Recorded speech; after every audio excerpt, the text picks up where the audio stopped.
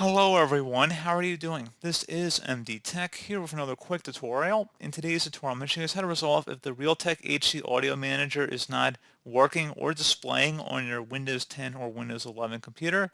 So this should hopefully be a pretty straightforward process here, guys. And without further ado, let's go ahead and jump straight into it. So I'm assuming you probably came across this by looking in Device Manager. So that's where we're going to go ahead and open up to start off this video. So go ahead and open that up. And you want to select the View tab up at the top. And where it says Show Hidden Devices, go ahead and check mark inside of that, or right next to it, I should say. And you should see additional devices appear. You want to double click on the Sound, Video, and Game Controller section now. And if you have the Realtek High Definition Audio device, it should appear now in this list. You may also want to consider, if you do see it in the list anyway, right click on it and select Update Driver.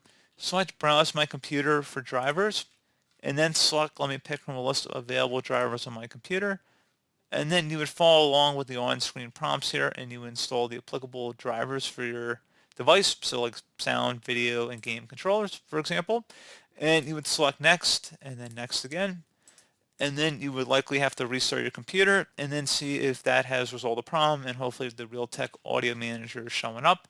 You may also want to consider adding legacy hardware if you don't see it in here. So if you click on the Action tab and you see where it says Add Legacy Hardware, if you click on that and then select Next, you would go ahead and actually try and follow along with the on-screen prompts here. And assuming your device was connected to your computer, hopefully it would be able to go ahead and actually install it for you. So pretty straightforward process again on that, and this will be custom for your particular case.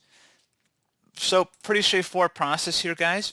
I do hope I was able to help you out, and I do look forward to catching you all in the next tutorial. Goodbye.